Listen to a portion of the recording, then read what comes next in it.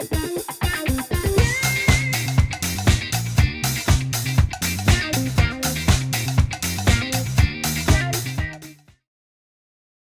sebagian mungkin ada yang bertanya kalau tempatnya walaupun, meskipun itu berarti di kalimat majemuk kah? Dia Ya, boleh ditaruh di depan? boleh. Kalau sementara gimana? Sementara itu sama dengan sedangkan atau tidak jatuhnya ya? Sementara itu ya sama, sementara mirip dengan sambil. Jadi dia merupakan konjungsi bertingkat.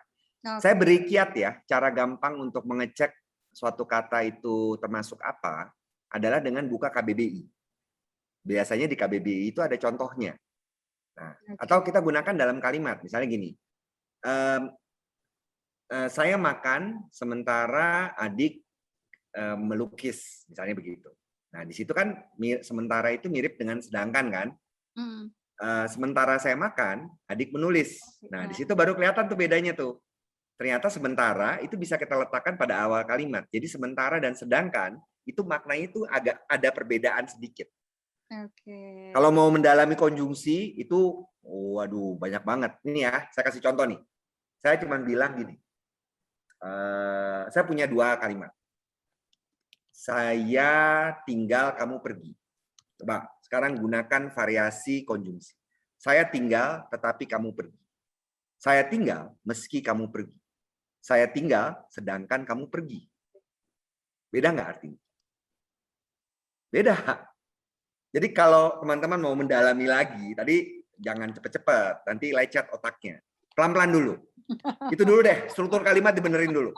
Habis itu baru belajar konjungsi. Ya kayak tadi aja kan, coba. Tetapi, sedangkan, dan meski. Dalam satu kalimat, penggunaan 3 konjungsi itu akan menyebabkan kalimat kita berbeda artinya. Kalau Jadi ada yang ketemu, berharap ini udah, mudah-mudahan ada aplikasi yang bisa membantu untuk membuat kalimat lebih efektif. Penulisnya ya, makin ya kita doa aja ya. Tapi udah masih ada waktu nggak udah untuk tanya jawab atau gimana? boleh mungkin 3 pertanyaan, 3 biar pertanyaan satu ya? sesi, silakan. Oke, silakan, Zeni ya hari ini yang bantu Asma? Masih saya dulu, Bun. Oh, Ya, baru. Oke. ya. Oke, yang sudah ready ya, terlihat dari kameranya ada Mbak Marhanikani. Silakan Mbak. Diklik dulu, Mbak.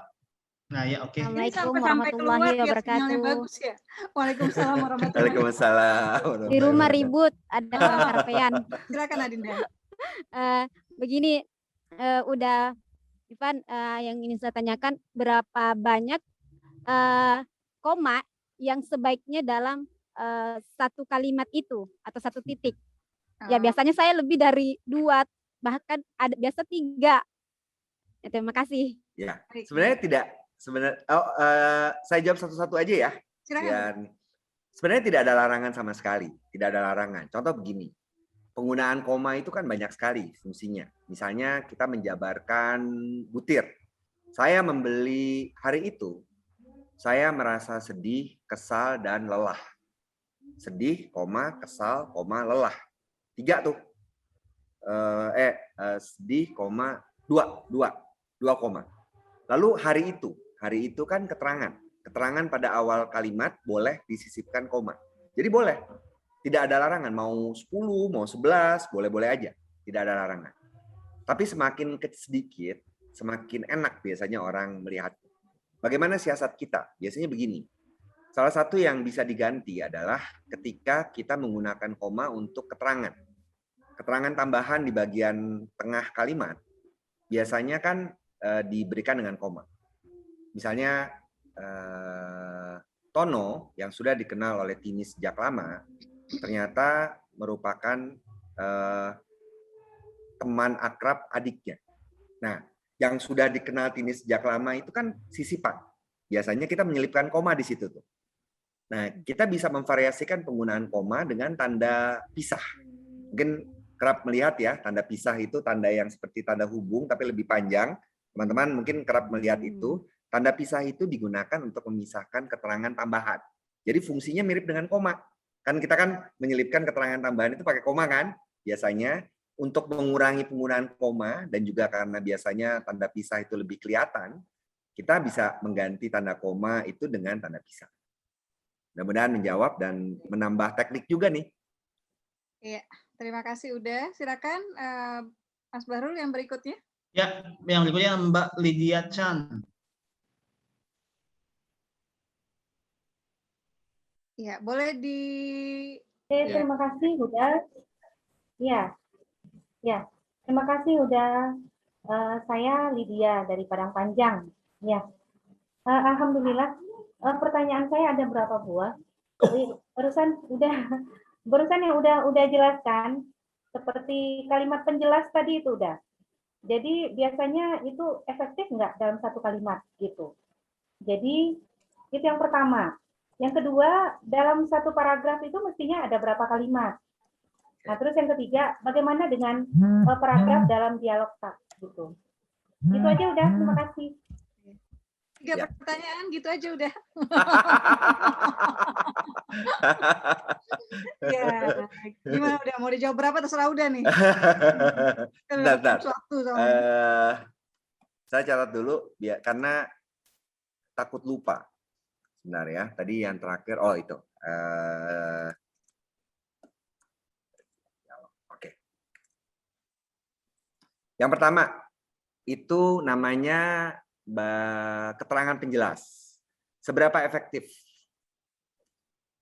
Tidak ada ukurannya sebenarnya. Menurut saya, ada orang yang suka, ada orang yang tidak. Itu termasuk pilihan kalau menurut saya. Yang penting perlu diperhatikan, jangan sampai bagian penjelas itu menyebabkan orang kehilangan fokusnya terhadap kalimat utama. Itu yang perlu diperhatikan. Itu terutama terjadi ketika bagian penjelas itu terlalu panjang. Misalnya ketika tadi ya, Tono yang sudah berteman lama dengannya dan bahkan sejak SMA dan kemudian sering bolos dengan dia, panjang gitu diceritakan kan, terus lupa predikatnya apa. Itu yang kerap terjadi ketika kita menyelipkan keterangan yang terlalu panjang. Itu yang ditakutkan. Jadi kalimat tidak selesai ya udah ya. Iya. Nanti kalimatnya jadi tidak jelas yang seperti tadi yang kesalahan ketiga kan. Nah, itu yang perlu kita perhatikan. Tolok ukurnya lagi-lagi ini tergantung pada penulis sebenarnya. Sebenarnya ada teknik lain yang bisa kita lakukan, yaitu memisahkan bagian penjelas itu menjadi kalimat sendiri. Kan bisa kan? Misalnya tadi kan, dia hari ini dia bertemu Tono. Misalnya, dia bertemu Tono hari ini. Tono, gitu dijelaskan. Kan bisa dibuat jadi kalimat terpisah. Kemudian yang kedua, satu paragraf berapa kalimat? Ini pertanyaan sejuta umat. Sebenarnya kalau dari definisi kalimat berapa kata gitu ya? Iya, satu paragraf berapa kalimat, satu kalimat berapa kata, ini pertanyaan sejuta umat. Sebenarnya gini, kita kembali kepada esensinya paragraf. Paragraf itu menyatakan satu pokok pikiran. Kalau satu pokok pikiran itu bisa dinyatakan dengan satu kalimat, ya sudah. Nah, cuma dulu waktu kita belajar, waktu lagi paragraf kemarin, dulu kita sekolah, guru kita itu kan tujuannya membuat kita lebih cerdas waktu membuat paragraf kan.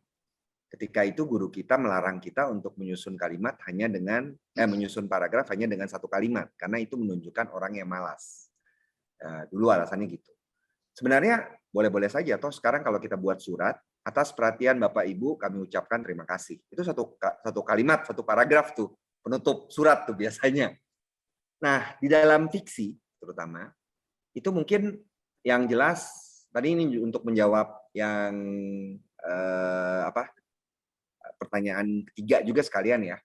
Satu label dialog atau dialog tag, biasanya itu dipisahkan menjadi satu paragraf. Jadi begitu orangnya ganti, itu sudah pindah. Bagaimana kalau satu orang ngomong beberapa kali? Itu kemudian putusan dari penulis, mau jadi satu paragraf atau mau tetap dipisahkan.